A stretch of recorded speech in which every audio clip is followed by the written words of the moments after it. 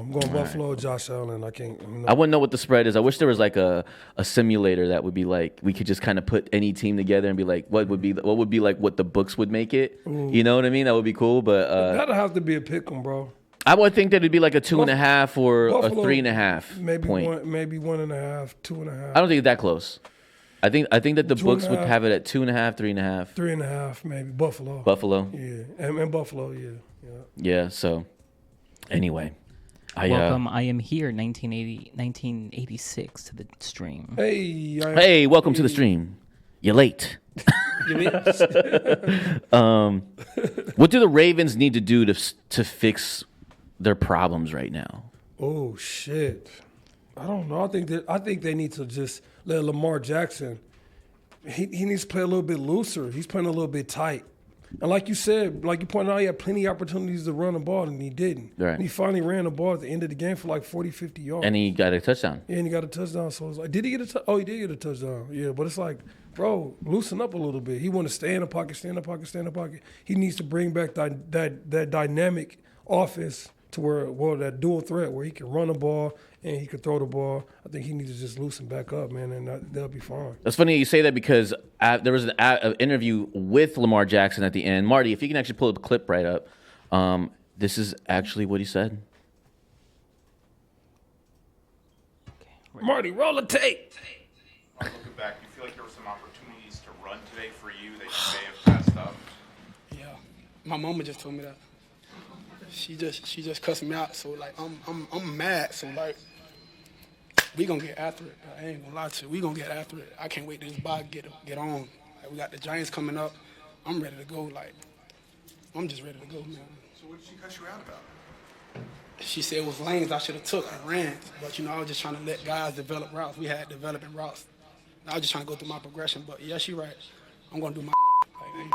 Like, I'm sorry for this. I'm just mad because I feel like we should win these games and we not getting them done. I agree with his mama.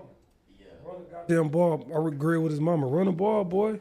I mean, that'll bring back some of that dynamic. That'll loosen it up for your receivers, too. I love the way that he is completely aware and acknowledged that, like, if I could have ran the ball more, we would have been in a much better position. Shout out to Moms for yelling at him before he even got to the podium, right? Yeah. But, Moms is locked in, but on top of that, I don't know who the Ravens play next week. Yeah, but I'm taking the over on Lamar Jackson's rushing. Yeah, I promise you. Yeah, for sure. But so the thing about it is, it's like a love-hate thing, because we always talk about it, like why they don't want to give him all this money, why they don't want to, why they want to give him a contract, because he runs the ball too much. But it's like that's the thing that he does. That's what makes him so much better, and that's what makes him one of the top quarterbacks in the league, is that he can run a ball like that. But it's like a do or die thing in the NFL, because you want him to run the ball, but you don't want him to get hit. Because them boys out there hitting, like my boy Chizo say, they out there hitting. For sure. Real. No, I mean, you stay in the pocket, you're especially as elusive as a Lamar Jackson, where you can kind of dodge and not get hit, or get hit less, right? For sure. You want to stay in the pocket because longevity of your career. But if you there's going to be some times where you have that accessible to you, or that ability to go, and it's going to help you win games. It's like you need a real a balance on all of it. You don't want to run all the time.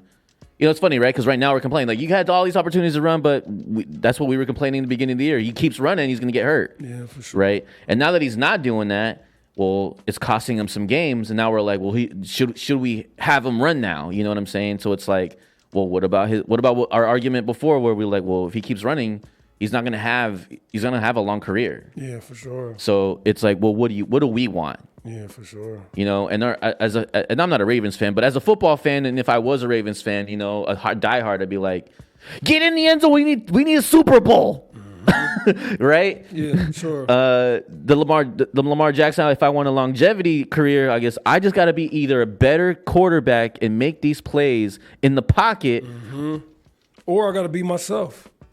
What makes me Lamar Jackson? Exactly. Yeah, for sure. So it's like, it really comes down within, and man, credit to him, like ton of pressure, but I think that he was being a little too conservative, and he's been playing conservative like that for at least 3-4 games. He has.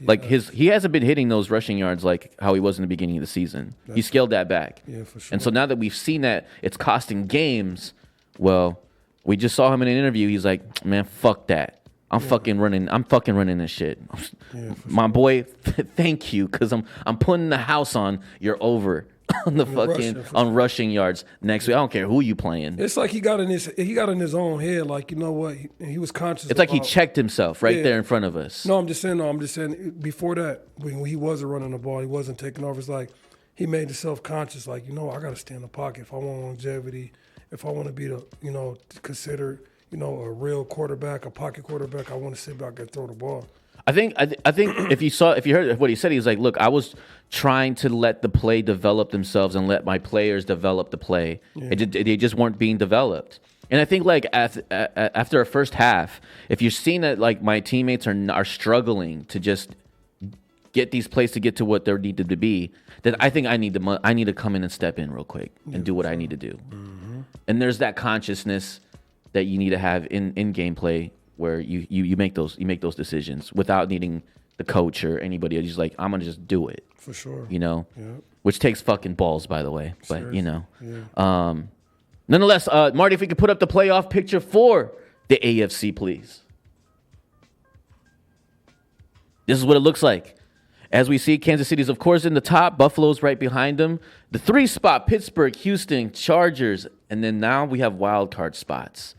So wild card spots is going to be Chargers, Ravens. Isn't it crazy? Chargers are above the Ravens right now. Who would have thought? Then it's Denver.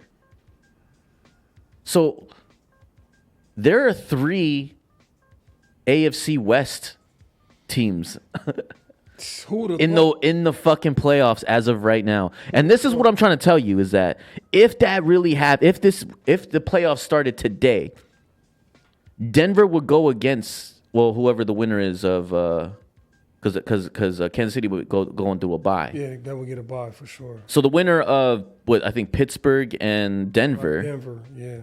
And then they'll play Kansas City. Yeah, they would. No, because they'll have Buffalo will be in the other bracket.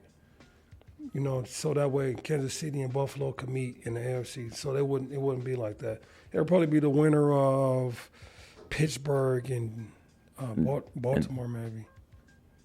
Yeah, because